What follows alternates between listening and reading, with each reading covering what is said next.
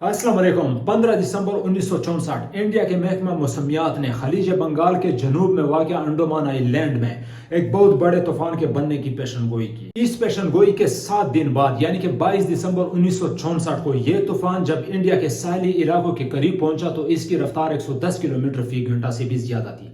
जबकि उसी रात जब ये तूफान इंडिया के इलाके तमिलनाडु से टकराया तो तूफान की शिद्दत 200 किलोमीटर फी घंटा से भी ज्यादा थी। तूफान के टकराने से पहले रास्ते में वाक़िआ पाम्बन जजीरे के पाम्बन रेलवे स्टेशन पर काफी हलचल थी। दरअसल इस जजीरे के लोग तूफान से बचने के लिए इंडिया के साहली इलाकों में वाक़िआ अपने रिश्तेदारों की तरफ चलने की कोशिश कर रहे थे। ये 1960 का दौर था। इस जजीरे से इंडिया के साहली शहरों तक सिर्फ 2 किलोमीटर का एक रेलवे ब्रिज वाक़िआ था जिसको पाम्बन ब्रिज कहा जाता था, जबकि इसके अलावा ट्रांसपोर्ट का कोई और जरिया मौजूद नहीं था। 22 दिसंबर को जिस रात ये तूफान इस जजीरे से टकराने वाला था, पाम्बन जजीरे से ट्रेन नंबर 653 अपने डेस्टिनेशन धनुषकोडी रेलवे स्टेशन की तरफ 130 लोगों को लेकर रात को 11:10 पर रवाना हुआ। लेकिन रास्ते में एक और रेलवे स्टेशन आ रहा था जिसका नाम था रामेश्वरम रेलवे स्टेशन। जब यह ट्रेन रामेश्वरम रेलवे स्टेशन पर पहुंची तो वहां के सिग्नल की खराबी की वजह से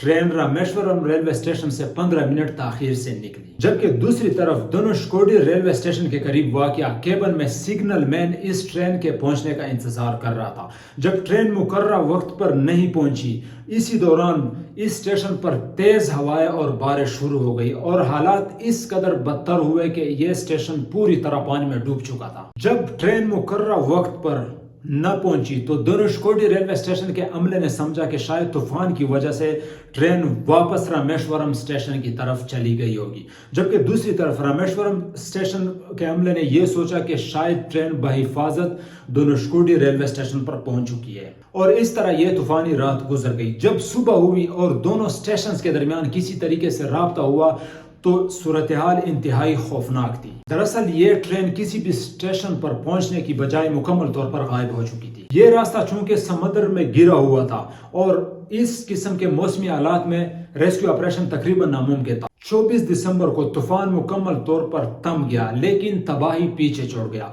सैकड़ों अफराद लुक़्मा अजल बन चुके थे, अरबों रुपयों का नुकसान हो चुका था और इस जजीरे पर वाक़िआ शहर तबाही का मंजर पेश कर रहा था। जबकि इस दौरान रेलवे के एक मुलाजिम ने साहिल समंदर पर कुछ मलबा देखा। उसने अपने आला अफसरान को आगाह किया। जब टीम पहुंची और इस मलबे का जायजा लिया गया तो पता चला कि यह मलबा उसी ट्रेन का है जो कि गायब हो चुका था।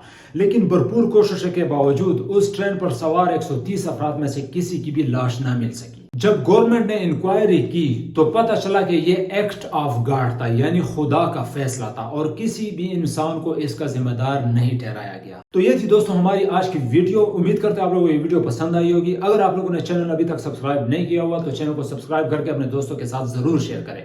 मिलते हैं इंशाल्लाह नेक्स्ट वीडियो में। फिलहाल के लिए अल्लाह हाफिज।